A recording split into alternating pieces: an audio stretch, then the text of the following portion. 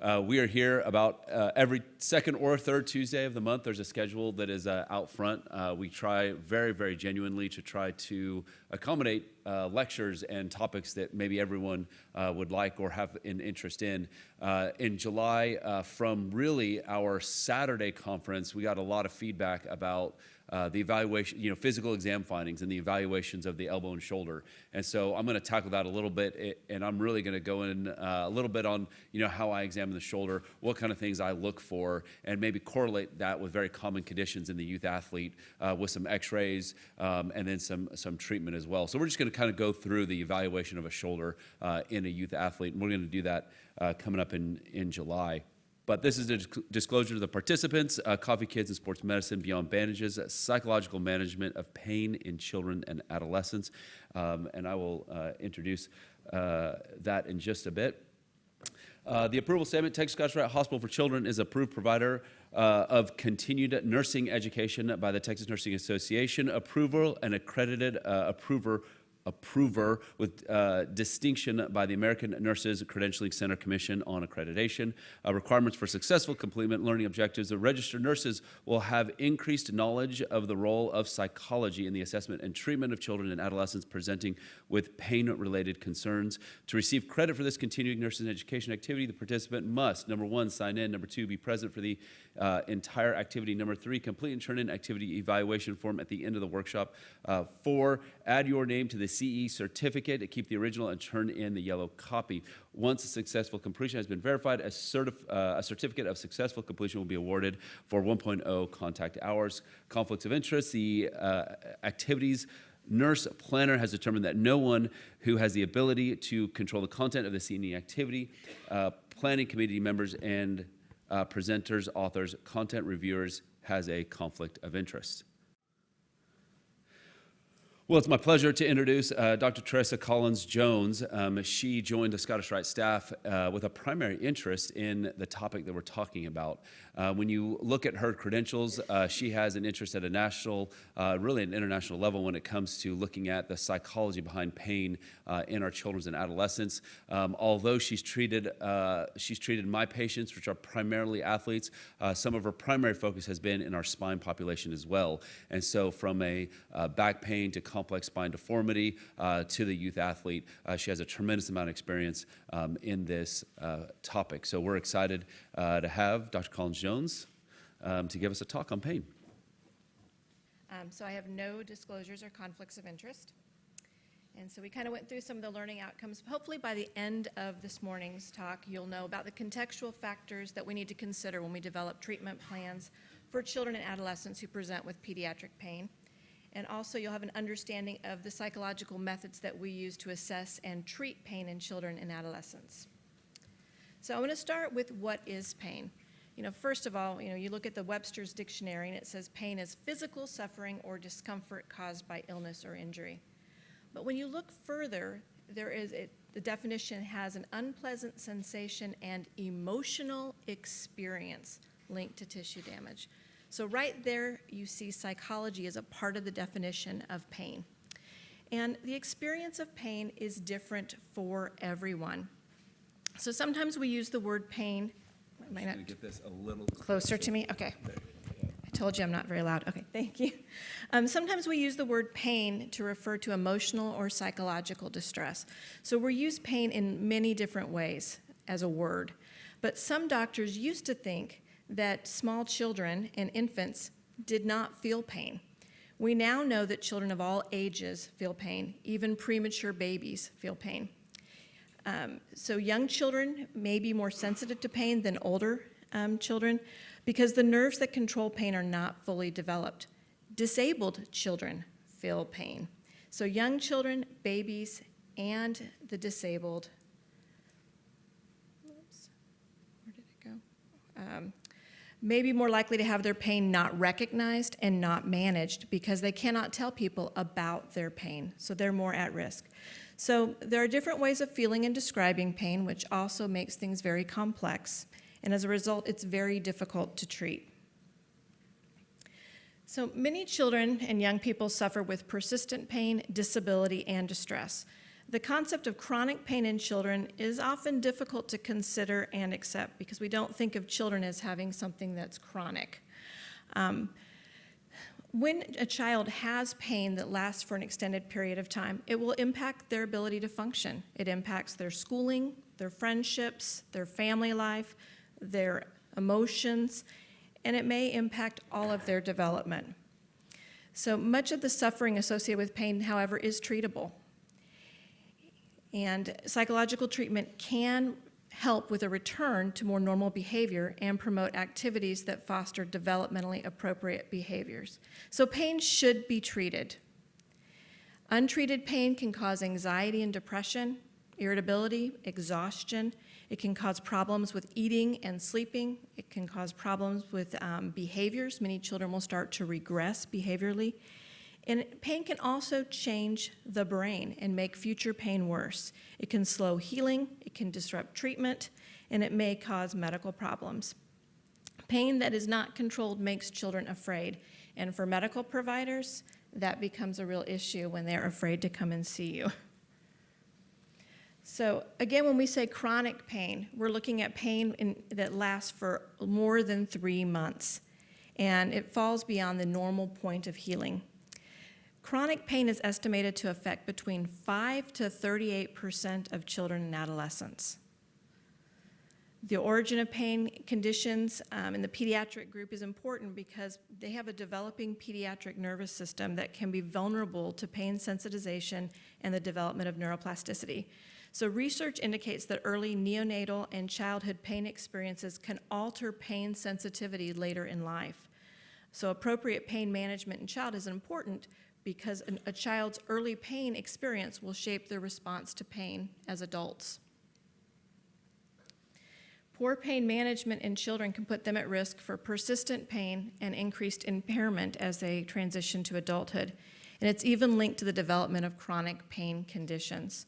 So pain is recurring and constant present in a child's life. It will affect all aspects of the child's family life. So although chronic pain research has really been focused on adults, over the last 25 years, we've really started to look at how chronic pain impacts children and adolescents. And we know there's many different types of chronic pain, those from injury, those from an underlying disease process, as well as those where we can't find any identifiable illness or injury. So to effectively treat chronic pain, we really need to understand it, and that's some of the things we're going to talk about today. So you can see one of the very first books about pain came out in 1967. It was a public service publication that the National Institutes of Health put out to help practitioners understand how children's pain is different and sometimes is treated differently than what you would treat in adults. But when you look prior to the 1960s, you start to see childhood pain connected with their mothers, with maternal pain, as well as they say pain is treated through, when they couldn't find a reason, they were looking at spiritual perspectives and like religious rites. So pain was not really assessed in children or treated until probably in the last 100 years. So there are different types of pain. The most common is musculoskeletal pain. And usually the prevalence rates are between 31 to 40% of children with pain will report musculoskeletal pain. Most frequently it occurs in the lower limbs, the neck, the shoulders, or the back. And it's often evaluated by specialists in rheumatology or orthopedics to rule out. I don't know what that is. Okay. Do you know what that was? Okay. Sorry. So it's usually evaluated by orthopedic in folks in rheumatology and orthopedics to find out if there's a rheumatological condition or a structural problem with their musculature. So children may describe different types of painful sensations, such as aching muscles, joint pain, sharp stabbing pains, as well as burning pain. They also may have neuropathic pain, which is called nerve pain, and it's much less common in children than it is in adults. Usually you have a variety of symptoms that may include numbness, where they complain of numbness, tingling, prickly sensations, sensitivity to touch, or muscle weakness. They may often say they have burning pain. What makes this even more complicated is when children don't have the words to explain how they're feeling. And so for us, when we're doing an evaluation, especially with a child who may be younger or have developmental delays, it's hard to understand what they're actually experiencing. So more frequently, children with neuropathic conditions may have complex regional pain syndrome, phantom limb pain, spinal cord injury, autoimmune and degenerative neuropathies, hereditary neurodegenerative disorders, cancer disease processes and treatment. So then there's abdominal pain, which is basically functional abdominal pain. Many children have headaches, which include tension headaches, migraine headaches. Chronic daily headaches refer to headaches that occur more than 15 days per month. And they may be either chronic tension or chronic migraine headaches. So there also is disease-related pain. So adolescents also experience pain in the context of their chronic health conditions, such as sickle cell disease, cancer, inflammatory bowel disease. So we look at all the different types of pain. And what I'm going to talk about primarily here is the musculoskeletal pain of the patients that I have worked with. So here's a slide that kind of goes through the prevalence and frequency of specific chronic pain conditions. If you see number 1 is back pain. I think I also included the ages here.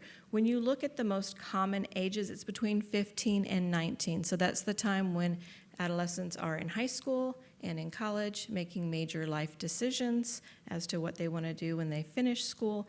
So back pain is, and for any of my colleagues that are here, we know that that's something that we consult with on a daily basis. Lower limb pain, around 30 to 32%. What's interesting is that the age range is 10 to 18. So we have a lot of younger children also complaining of lower limb pain. Neck and shoulder pain, we have 24 to 45% of females and 12 to 19% of males. So more females complain of neck and shoulder pain. And then complex regional pain syndrome, it's rare, predominantly female. I'm really not going to spend a lot of time talking about that. But so we know that pain impacts the child and his or her family. The family is an influential source of learning and support, so how a parent responds to a child's pain is very important. Whether they discount it or whether it becomes something that everyone is involved in trying to manage. So the family plays a significant role in shaping the course of a child's pain disorder, and as well as whether they seek treatment. So if a parent takes a child to see a psychologist, takes a child to see a medical provider, that is dependent upon the parent's decision. So when we look at a child's coming into the clinic and we're looking at their pain, we usually use the biopsychosocial model. So we're looking at how their physical health relates to their psychological health and how that impacts their ability to function in the environment. And we also look at some of their health habits. So I'm going to talk a little bit more about assessment in a minute. But for example, if a child came to us that had arthritis pain, there's going to be multiple factors that can contribute to the child's perception of pain. The biological factors may include disease activity, genetics, pain processing, medications, physical activity, sleep. The cognitive behavioral factors could include stress, mood, psychological adjustment, self-efficacy, coping skills.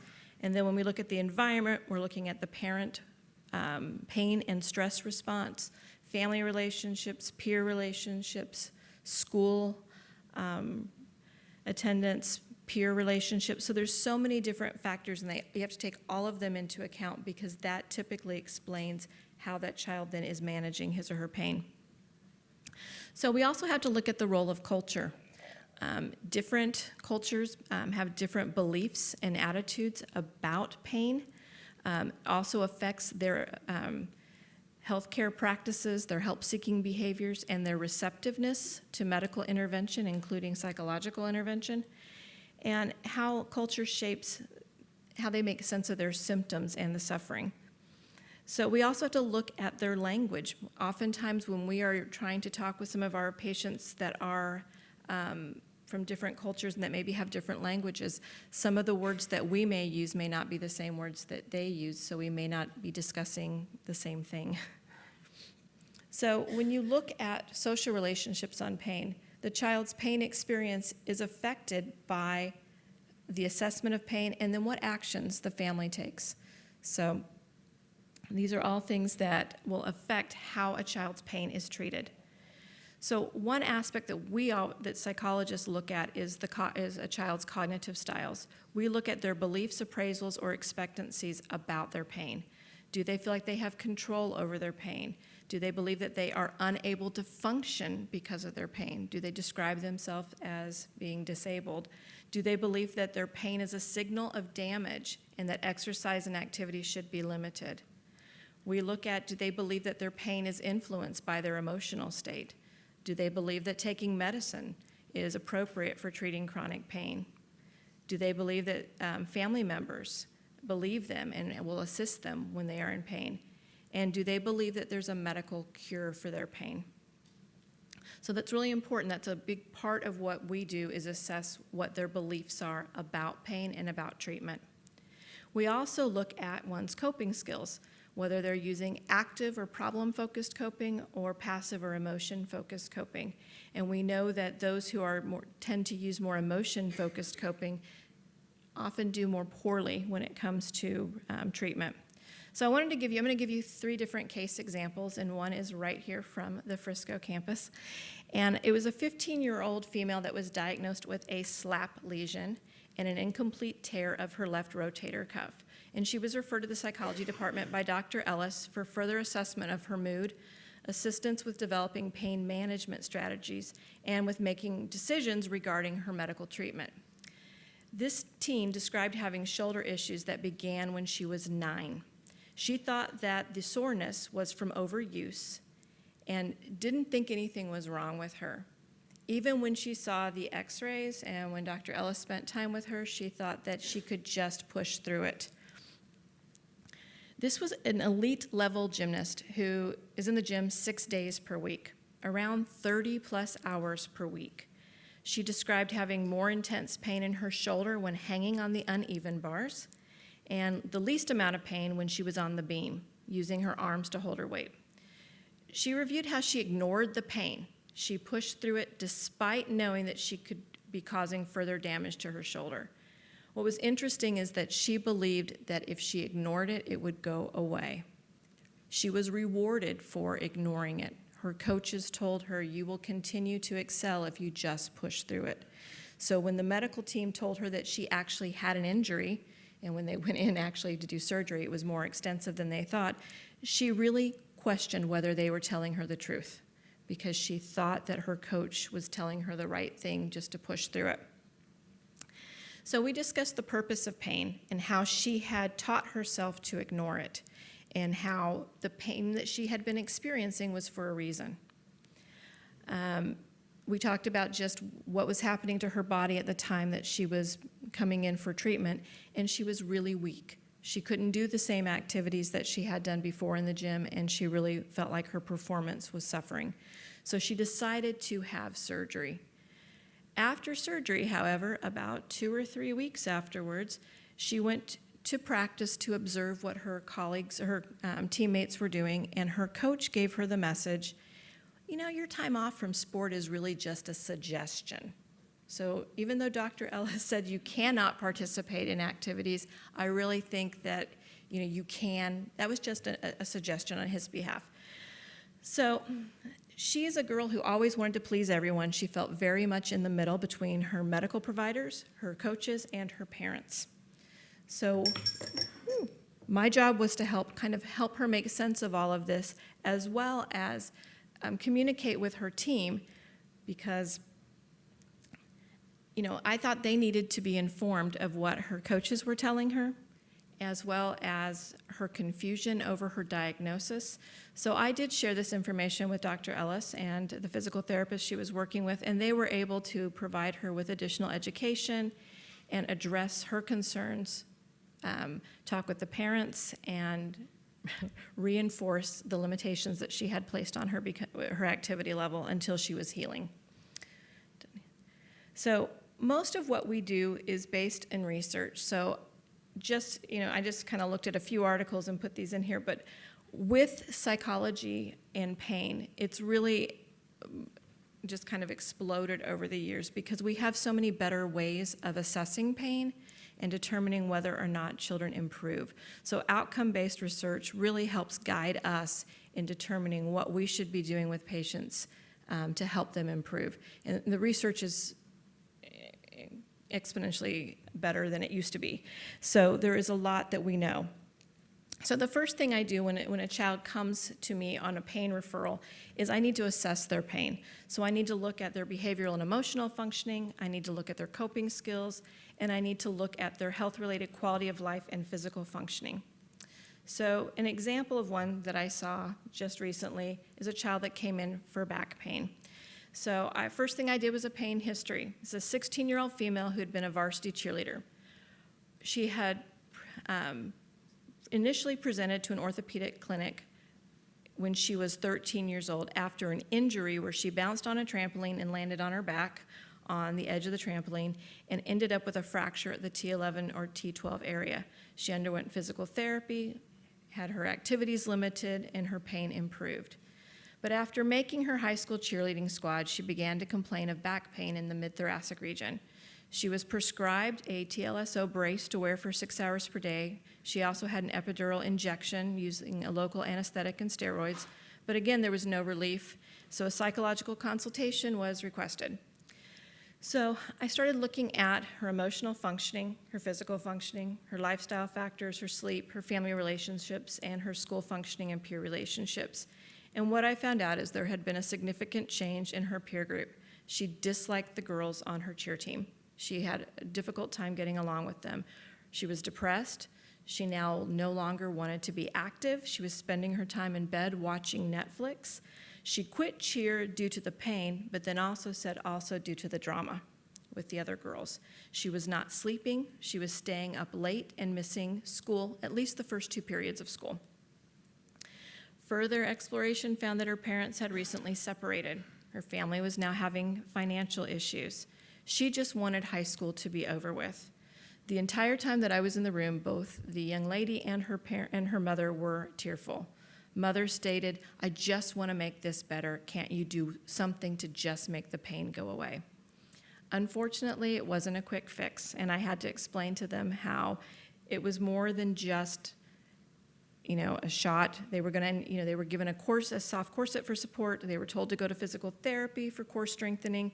She was encouraged to start swimming and doing yoga. And then I explained why she needed to go to outpatient mental health counseling.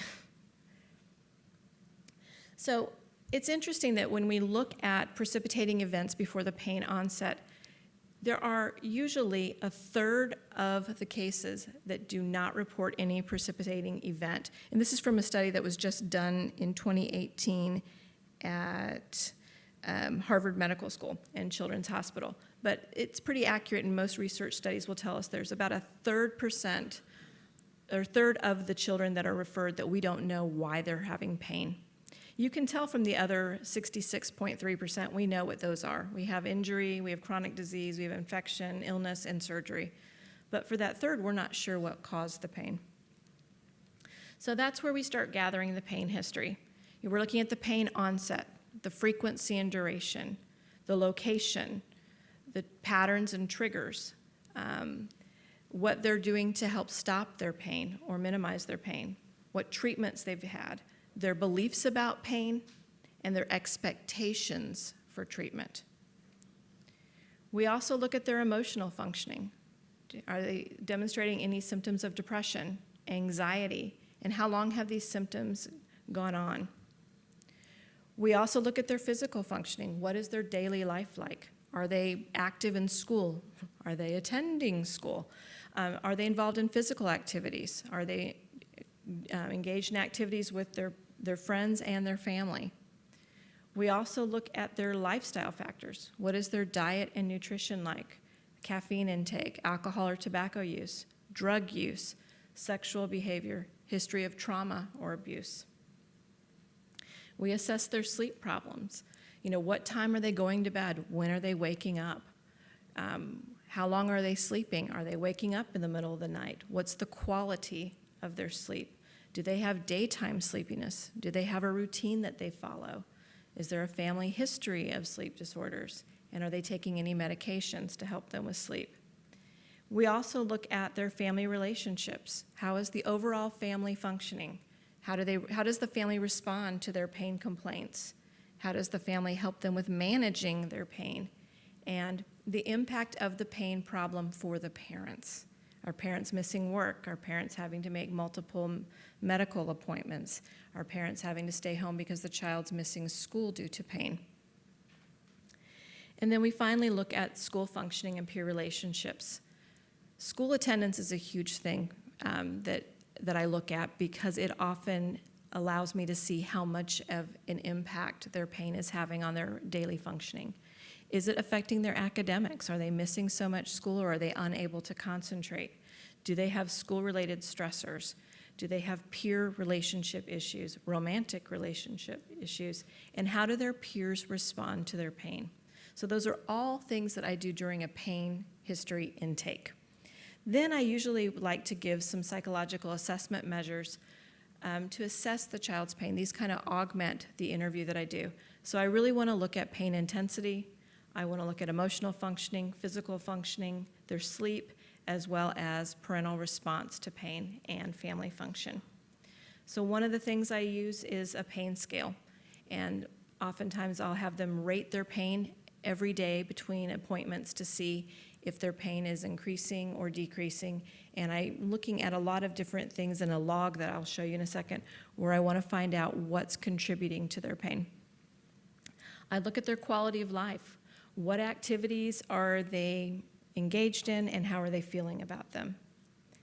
I look at their views of pain. There's a scale that we use frequently in some of my clinics called the pain catastrophizing scale.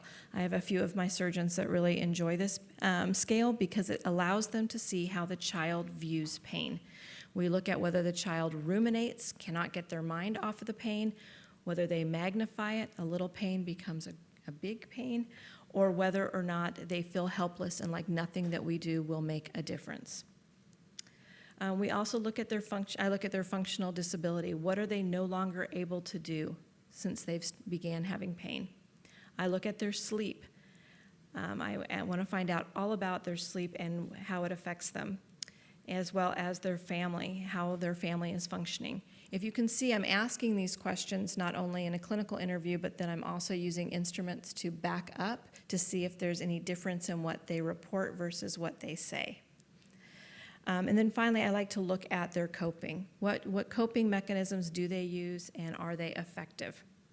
So all of the information that I gather during the assessment helps me to create a treatment intervention or plan that I might follow. So I typically use evidence-based interventions. Cognitive behavioral therapy is really effective, and that's one that I tend to use. I also work with the parents, and I work with the providers to make sure that we're providing interdisciplinary treatment of the pain disorders that we work with. So recently, the U.S. Department of Health and Human Services created a pain management best practices guide, and this just came out May 9th of this year. So the Department of Health and Human Services has recognized that pain across all age groups is a huge issue, especially with adults and opioid use, but they did address children, adolescents, and the disabled as well. So it's a 116-page document that explains what is effective, and it goes into great detail about the 5 different treatment approaches to pain management. These include medications, restorative therapies, interventional procedures, behavioral health approaches, as well as complementary and integrative health. So it's an exhaustive review of the literature. It's a great PDF to download if you're interested. So the behavioral health approaches that the NIH recommends are behavioral therapy, cognitive behavioral therapy, acceptance and commitment therapy, mindfulness-based stress reduction, emotional awareness and expression therapy, and self-regulatory or psychophysiological approaches such as biofeedback, relaxation training, or hypnotherapy. These were the ones that they showed had research to support their efficacy. So When I work with a patient, one of the things I will do, as I said, I give them a pain log, and I ask them each day to tell me, did they have any pain? I have them rate it using a numeric rating scale. I ask when the pain started, what they were doing before the pain, how they treated their pain, did the pain go away? And then I often ask them to provide different words to tell me what the pain felt like. Something that I've started also doing is asking them to tell me how active they are. If they have the ability to give me their steps on a tracker, I will have them provide those, as well as I have them tell me about their sleep. So I create a log specifically for each individual child that I work with. If it's a young child, I try to make it really simplistic with pictures. If it's older, I'm using it more as like a diary kind of log, but I try to put specific items on there that address that child's pain. One of the things that has also, I guess, been eye-opening for me is when I show kids a word bank, most of them are not aware of the different ways to describe their pain. And so I'm spending a lot of time explaining not only the different words and what they might feel like, but what the difference is between discomfort and pain. Many children do not know that you can be uncomfortable, and that's not the same thing as being in extreme pain. So I'm using that pain rating scale to help educate them about pain, and then using the different words to help them understand what they might feel like. And so then we're trying to track that and see. And sometimes what we'll find out is when they get more information, sometimes their pain is not as severe as what they had originally thought it would be. Or by using the logs, we might find out that the pain that they were experiencing all the time was really only a few days a week, or only when they're doing one activity. So it helps to give them information about how they are experiencing pain. I also use a lot of different exercises where I help them understand what's happening before the pain, during the pain, and after the pain. So we kind of do all different kinds of charts and graphs to help them understand their pain. And then I spend time with parents. One of the things is I help have the parents remove the focus on pain. I tell them to encourage normal activity, provide different consequences, encourage the child to manage their pain independently. This is, of course, dependent upon their age. I'd also try to tell them not to give excessive attention to the pain and to reward activity, participation, and school attendance. If I have a patient whose parent I know will do some outside reading, I definitely recommend this book, Managing Your Child's Chronic Pain, by Tanya Palermo and Emily Law. I think this is probably the most succinct book, and it's written for parents. So my final case example is a young girl with persistent foot pain. So I completed my pain assessment, had this young lady complete a log, and she did activity monitoring. So I'm kind of going to show you her case. So she's a 12-year-old female who has a history of bilateral foot pain. She had previous surgery. She was diagnosed with tarsal coalition and a diagnosis of pain amplification syndrome before she was referred to the psychology department. She was referred to us to assess her pain and to provide strategies to improve her coping skills and pain management. She was currently living with her mother, father, and 5 younger siblings. She was in the 7th grade, where she was participating in a cooperative homeschool program where she attended classes with other 7th and 8th graders 2 days per week. She enjoyed science, and she disliked math. When she came to us, she said that her pain began in the April of 2015, and it had progressed to the point where she could barely walk. She was wearing a boot on each leg, using crutches, not bearing weight, and she was in a wheelchair. She did undergo surgery. She had tarsal coalitions with spacers in July of the same year, and in September she began experiencing pain, swelling at the surgical site, and eventually had her implants removed. She participated in physical therapy for 3 months and did not have any changes in her level of pain. Her mother stated that prior to her foot pain, she had climbed trees, rode her bicycle, and had been an active flamenco dancer. And once her pain began, she stopped doing every activity that she enjoyed, spent most of her time in the house, and she said that she never had a time without pain. When I did a complete assessment with her, one of the things that I found is that the only scale on the pain catastrophizing scale that she had elevated was rumination, which is that she thinks about the pain all of the time. She did feel like her pain would get better, but she felt like she could not think about anything but her pain. When I looked at her coping skills, she recognized that she used distraction and reframing and relaxation as ways to help her, but she did not feel like anything that she did made a difference. So she kept a log for me. You can see on the log I had her tracking, this is just her pain numeric rating, and I had her keep it for a little over a month. But this was a scale from 0 to 10. For someone who's not doing any activities, who has basically staying inside, you would not expect their pain to be around a 5. I was expecting her pain to be around a 9 or a 10 every day. But it stayed around the 3 to 5 range. She reported that her pain comes and goes. It lasts for a few minutes, then goes away. It typically hurt her in her arches on top of her foot and heels, and her pain became worse when she was hiking, running, walking long distances, or doing tasks that she did not want to do, specifically math. I was able to find this by the log. So math was on there every day.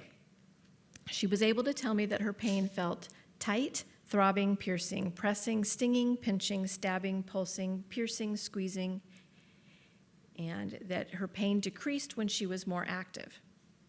Her pain decreased when she was more active. So we used the log in a different way. We decided, I talked with Mom about, could you get an activity tracker? Because I'm really not sure when you say she's been active, what do you mean by active? We couldn't get a common definition of active. So I had her track her steps and her pain. What was interesting is that the pain ratings are in orange. She didn't bring me many pain logs. I said, why didn't you bring me any pain logs? I didn't have pain on those days. I only brought you the ones where I had pain. But look at her steps. On the days where she walked 20,000 plus steps, she had no pain. So we were able to help her understand that activity actually improved her pain. And so this is, even though she had been told this by the surgeon that she'd been seeing, she'd been told, by her mother, why don't you just start moving? It wasn't until she could see the graphs that she bought in and said, oh, I do feel better on those days. Maybe I'll start moving. So she's one, based on just the information that we had from her, we've kind of used this information, the pain tracking as well as reporting, with our physical therapists and actually even our therapeutic recreation specialists. So we've all been kind of doing some of this with a few of our patients together, and we found that really seeing the visual representation of pain and activity as well as sleep has really helped many of our children. So it's really important, I think, that we help the kids understand this connection, because this is really hard for them to understand. Most of the time they're afraid of hurting, so movement is not something that they want to do, and it's not until they actually can physically see a pattern that it starts to make sense. So today we kind of talked about the types of pediatric pain, the physiological basis of pain, the prevalence and epidemiology of pain in children, the natural history and prognostic factors, conceptual models of chronic pain, and then a little bit about the psychological treatment of pediatric pain. We began with assessment, which is critical before you develop a treatment intervention. And I think if you take one thing away, remember that treatment is individualized. Each child's pain experience is unique. So everything has to be tailored for that specific child. And I often think of treating pain as being like a moving target. So sometimes we have to reinvent the wheel frequently because we can't get them to where they need to be. But the rewards of helping a child with pain are immense, especially when they get to go back to the activities that they enjoy. There are numerous pediatric pain organizations out there that have a wealth of information on their websites as well as through their professional journals. And if you're interested, these are just a few. There are way more. So I didn't know if you all have any questions.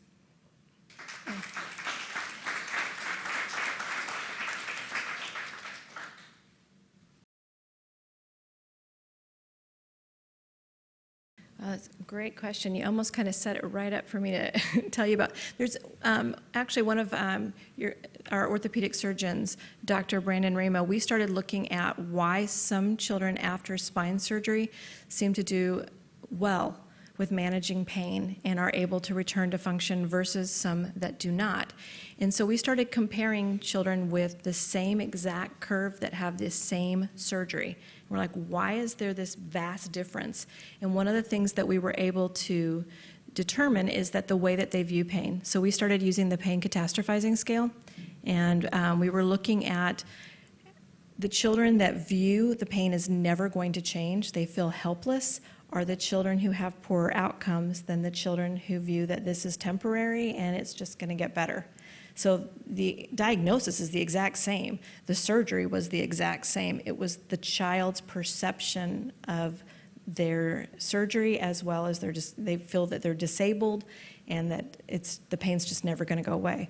So when we see those children, sometimes that's when I'm called in to talk with those families and start teaching them how their views of pain are skewed and how they might need to modify those so that they can, we can help them with managing their pain after surgery. We're trying to see them before surgery because sometimes it's hard when you wait until afterwards, but if we can see them beforehand, we can try to intervene so that we have a better outcome post-surgery.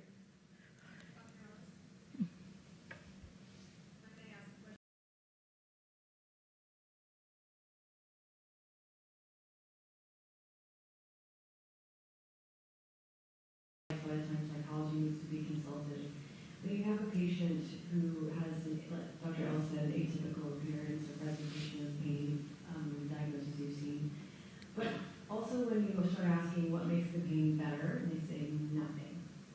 And they have a laundry list of things they've tried, from heat to ice to rest to no rest to more activity to less activity.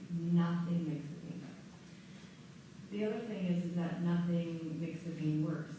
It's always the same. It never goes away. The frequency, duration, and pain score are exactly the same all the time. How can that be true? None of us feel exactly the same way all the time every day. We've had a bad night of sleep, we stubbed our toe, something happened. So those inconsistencies are concerning. And then when you start saying, you've tried all of these things, what are you here, how can we help you, what else are you looking for? It's a very interesting answer that you often get. Because they don't know the answer. They want that, button to say, make this go away. So it's important, I think, at that point, when you see those inconsistencies, also this significant decrease of function is a red flag. And I think one really important key question that gives a lot of information is asking about sleep. As soon as you ask about, you have to be careful how you ask it. You don't want it to be too directional. But how well do you sleep? Are you able to fall asleep at night? Are you able to stay asleep? And probably 9 out of 10 kids say, I have a hard time falling asleep, and it takes me more than an hour or so. That's a really good tip-off that they have probably some significant anxiety or depression, because you ask them then, do you have a busy head? What are you thinking about? Then you have disrupted sleep, and it goes from there. Those are just some thoughts.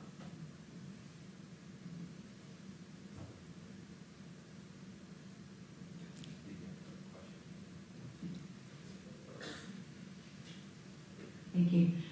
My name is Anne Goddard, and I'm a physical therapist. I have a private practice in Cowbell. And I've been practicing for 25 years, and I want to kind of piggyback off of what you were just saying, because I'm amazed now at the number of kids that come in, and I have an intake questionnaire, and you ask about anxiety and depression, and it's through the roof. And I feel like the pain that I'm treating in kids today is different than what I was treating 25 years ago. And I can't help but believe that there's a huge anxiety component. I think we all see that, I don't know. And how much of that is driving the physical pain that I treat. And so, you know, and I think there is a lot of times an emotional component to it. And the big thing right now in physical therapy, how many in here are PTs? So the big thing right now in physical therapy is pain neuroscience education.